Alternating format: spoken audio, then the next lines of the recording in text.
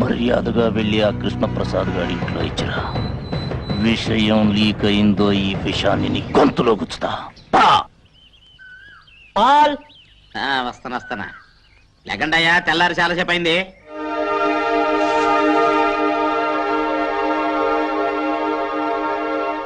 ఒరే Rocky Jackie, మీకు bed milk తెస్తున్నారా? Bed milk తాగండి తాగండి తాగండి. ఇదిగో ఇదిగో బెడ్ మిల్క్, బెడ్ మిల్క్ తాగండి. నన్ను తాగండి. జీతాలు తీసుకునే వాళ్ళేమో దున్నపోతుల్లాగా పడుకున్నారు. కంటి మీద కుణుకు లేకుండా కాపలాగా నిన్నేమో వాళ్ళు ఇంకా ఖైదీగానే చూస్తున్నారు. ఖైదీనే నేనే కాదు, ప్రతి మనిషి ఖైదీనే.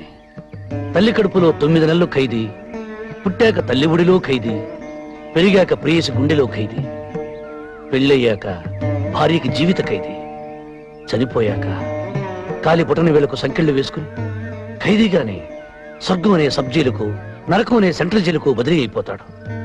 అందుకని నేను ఖైదీని. అయ్యి బాబోయ్, ఎంత గొప్పగా చెప్పారు. అయితే నేను ఇప్పటి నుంచి నన్ను రాజు అని పిలవను, ఖైదీ గారు అని పిలుస్తాను. ఇక్కడ ఉండు, ఏడేడు కాపాడుతాను. ఇంకా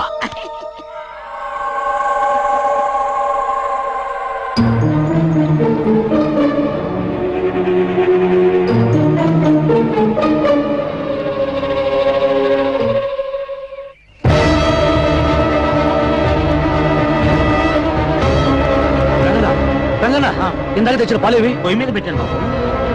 ఏమ్మా, ఆ పాలు తాగద్దు, అందులో విషయం కలిపారు. ఓహో, ఇలా నాటకవాడి సింపతి కొట్టేయాలని చూస్తున్నావా? కాదమ్మా, నిజంగానే విషయం కలిపారు. ఆ పాలు కుక్క తాగచ్చాను. కుక్క తాగడం ఏంటి? నేను తాగుతాను. వద్దమ్మా, నా మాట విను. వద్దు వద్దు.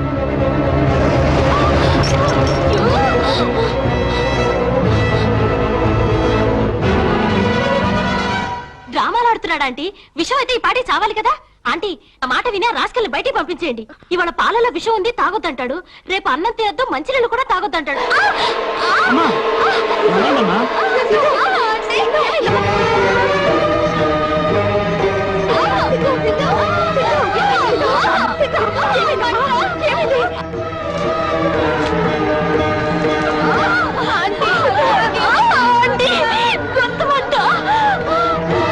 అమ్మా, పాపకు నోరు తెరవండి, నోరు తెరవండి.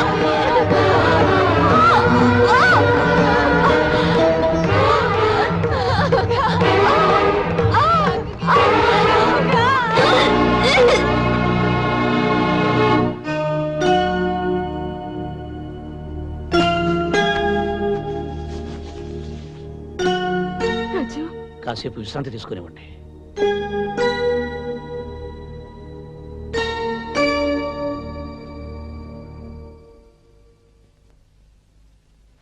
నీ కడుపులో బాధ నాతో చెప్పుకున్నావు కాబట్టి నాకు అర్థమైంది. పాపం ఆ పిల్లలకి ఎలా తెలుస్తుంది? ఒక మనిషి బాధలో ఉన్నాడని ఎదుటి మనిషికి చెప్పకపోయినా తెలియటం కోసం దేవుడు కన్నీళ్లు పెట్టాడట. ఈ పసిపిల్లలకు నా బాధ తెలుపుదామంటే నాకు ఆ కన్నీళ్లే రావటం లేదు. నా భార్య చితిమంటల వీడిలో అవన్నీ ఆవిరైపోయాయి.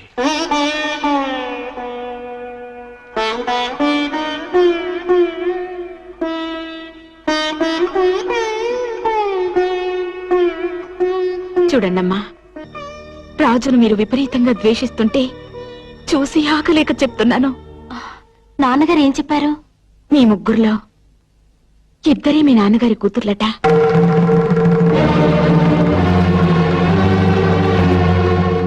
ఒకరు మాత్రం రాజు కూతురట.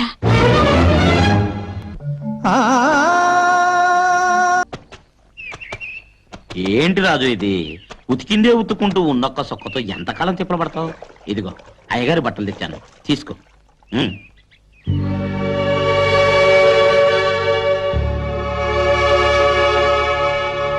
ఆ పిల్లలే ఇచ్చారయ్యా.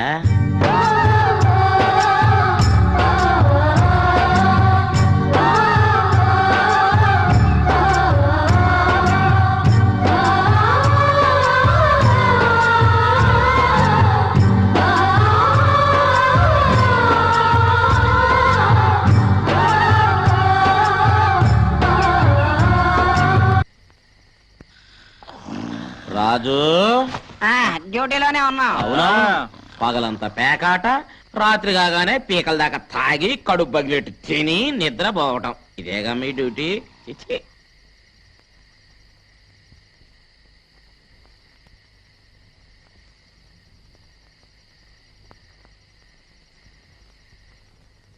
ఇక్కడున్నావా రాజు? ఒక్క ముద్ద తినిపోదు కనరా.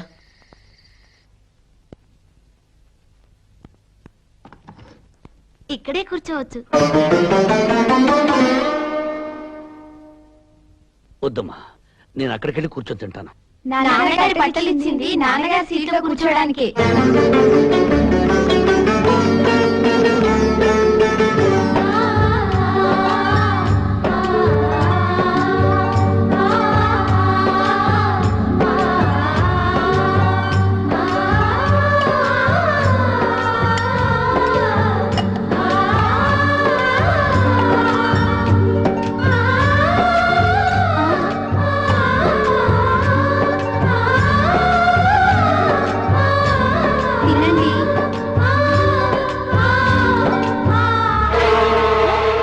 రంగన్న, నువ్వు వెళ్ళి వెంటనే జనరేట్ ఆన్ చేయి. అలాగే.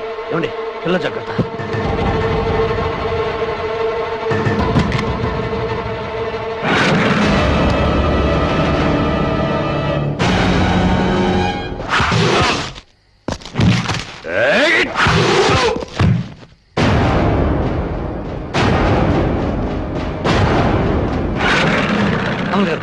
పిల్లల్ని పైకి తీసుకెళ్ళి తలపేసుకోండి. వెళ్ళండి తొందరగా.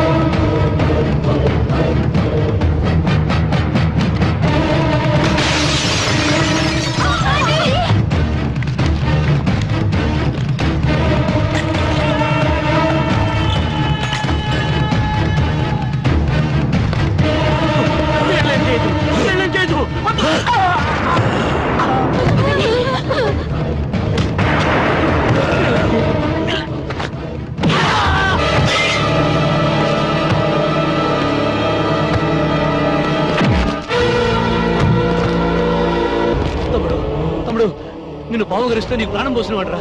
నువ్వైనా అర్థం చేసుకో నా బిడ్డరా.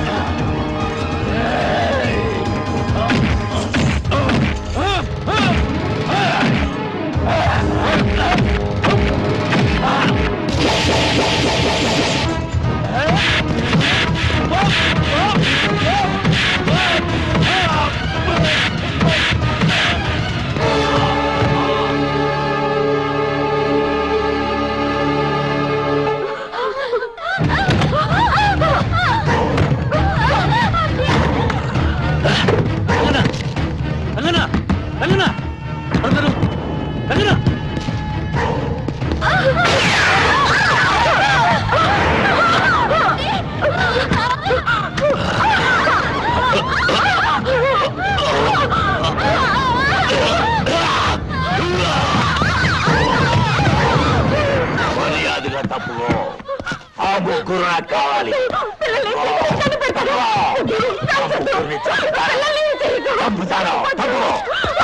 దాదా దాదా దాదా నా మాటలు వాళ్ళేం చేయదు దాదా దాదా దాదా నన్ను కాల్చి వాళ్ళేం చేయద్దు వద్దాదా. రాజు, నాకు కావలసింది వాడి కూతుళ్ళ ప్రాణాలు. అందులో నీ కూతురు ఎవరో చెప్పు, దాన్ని వదిలేసి వాళ్ళని చంపుతా. దాదా ఆ ముగ్గురు నా బిడ్డలే దాదా. దాదా వాళ్ళేం చేయద్దు. రాజు తప్పుకోరా. దాదా వద్దాదా. దాదా నా మాట విని దాదా.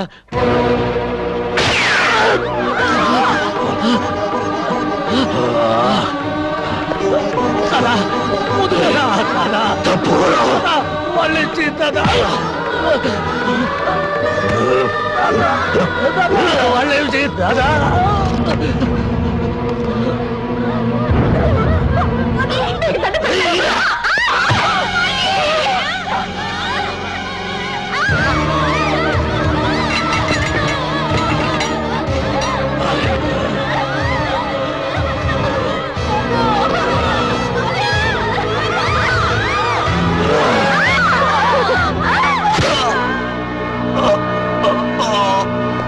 దాదా దాదా దాదా దాదా క్షమించు దాదా. దాదా దాదా దాదా.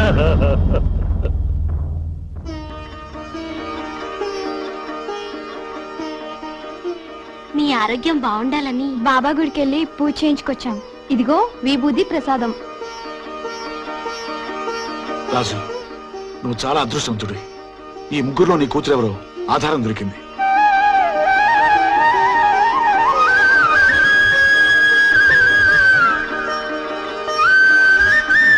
రికార్డ్స్ ప్రకారం ఈ ముగ్గురులో నీ బిడ్డ. వద్దు సార్, చెప్పొద్దు. ఒక రహస్యం మన కడుపులో ఉన్నంతకాలం అది మనకు బానిస. బయటకు చెప్పేస్తే అది మనకు యజమాని పెత్తనం చెలాయిస్తుంది. అది మీ మనసులోనే ఉంచుకోండి. డాడీ ఈ ముగ్గురు చుట్టి తల్లులు నా బిడ్డలే.